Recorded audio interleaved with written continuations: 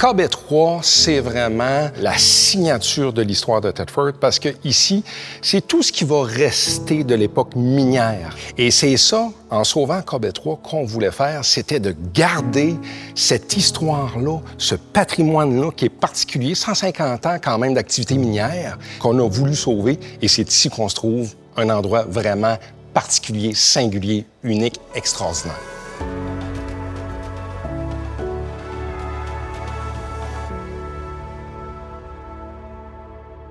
Comme c'était des choses uniques, ou à peu près, bien, ça prenait des équipements uniques ou à peu près, puis une main-d'œuvre aussi unique ou à peu près.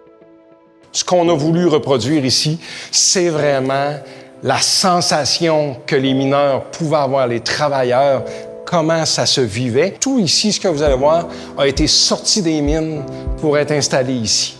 Donc, juste du vrai. Mais dans les faits, ici, on ne parle pas de l'amiante, on parle des mineurs, on parle des gens, on parle de l'histoire, on parle de l'empreinte que la population a laissée. C'était une vie qui était un peu spéciale. Tu travaillais à la mine, tu louais une maison de la mine, tu te faisais payer ton salaire en partie avec des coupons de la mine, que tu pouvais aller acheter des denrées au magasin de la mine. Donc, tu travaillais 6 jours sur 7, 10 heures par jour. C'était pas évident. C'était pas des belles conditions. Et il y avait la poussière. Les gens sortaient, ils étaient blancs comme s'ils avaient été dans un moulin à farine. C'est un autre aspect, je pense, qui a pu influencer au niveau de l'histoire du Québec, tu sais, les normes de sécurité, les normes de travail, pour que nos travailleurs soient en sécurité, en bonne santé, puis qu'ils puissent faire une carrière, puis ensuite profiter un petit peu de la vie. Tout le site patrimonial de KB3, c'est un petit chef-d'œuvre d'ingénierie.